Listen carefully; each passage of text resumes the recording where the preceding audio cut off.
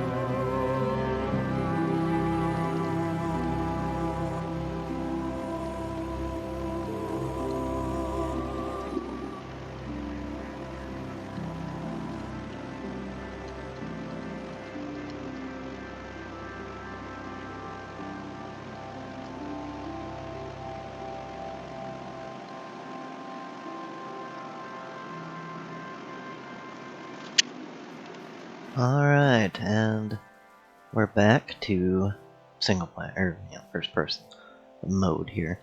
We've got the 4 pots built up. Now I'm wanting to do an inside design. I want like a tree to come up out of the middle here. And we're gonna eventually add some extra design to it with the block palette, of course, still. In this episode though, we're just getting the flower pots in. A little bit of design on the flower pots, not too crazy. And then we're going to put in the redstone for the flower farm, or at least most of it. The collection system I haven't put in, or I didn't get put in just yet, but you know, it won't be too long before that happens. And I'll probably do it on a live stream, a little redstone live stream. But for now, just building up this acacia tree gonna do a big tree. You know, you never see any large acacias, so we're gonna build it up a bit, and add to it, and see what we like about it. Now, the custom trees can be kind of tricky, you know. I know I'm not great at it, so I'm basically doing a straight stick about, kind of like a spruce tree, basically, with a little different look to it. You know, put some leaves cascading down and, you know, falling into the flower pots or something. Eventually, maybe have some dirt spilling out and, you know, things like that. I think it'd be pretty cool. You know, I put in a little potato farm over here too, since the last build, since the moss machine, which unfortunately doesn't work 100% as good as I hoped. I'm gonna have to stock it with bone meal first, and then it'll, you know, go. But you know, if I don't put enough bone meal in it, it kind of runs itself dry, unfortunately, because I have only the moss blocks and the flowering azalea bone meal going back into the machine, and sometimes it just doesn't create enough to, you know, get that bone meal to send it back up and get it in there, you know. So it ends up running out occasionally, but eventually we'll have it done and working efficiently. Maybe even have a copy of it or something somewhere. Maybe something that just creates moss all the time, just moss, and it's only from like extra bone meal or something. I don't know, but we'll figure it out. We're gonna need a lot of bone meal for stuff, so yeah. Especially the, you know, this flower farm here is going to require bone meal also. We're gonna need like a skeleton spawner or something. I wish I had found one today. I found 3 different zombie spawners today, all underneath this base while collecting resources and stuff. It was pretty wild. I was like, what? All kinds of different ones. I got a couple music discs, I got an enchanted apple. It was pretty awesome. I liked it. And you know, there's still plenty more exploring to do, so maybe I do have a skeleton spawner somewhere nearby. I hope so, because that would be really nice. Either that, or maybe find a Soul Valley, collect bones that way, you know? Get some fossils, and also, you know, just the insane amount of skeletons that spawn there. We could probably make a little farm there, just from that. Or maybe even a fish farm, you know, like find a place for cod. I don't have anywhere around here, though. That would be salmon around here, and they don't really drop bones all that often. Not nearly as often as cod. But, yeah, so, having a little bit of lag issues there. Back to super fast build mode.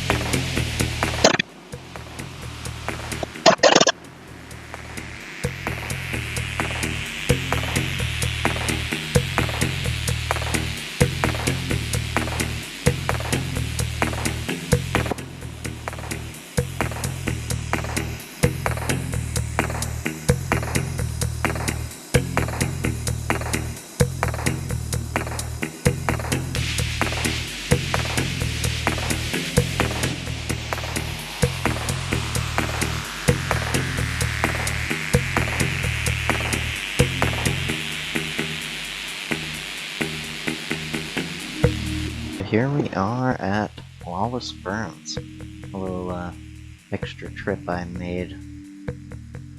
You know, she was having some iron golem problems, and a couple people came over to help her. I got here a little late to help out with the golems, but I did have a little bit of fun, as you'll see. Now, I was in Discord for this, and it was pretty funny. But unfortunately, I don't record Discord at the moment. I do have plans to set it up to where it records it separately, so I can kind of add it in as necessary. But yeah, here we go. She doesn't know that I'm here. She has no idea I'm crouching right now, so my name tag is there, and I'm above her, so she's also not looking there for the small little uncrouch that I do to open the door.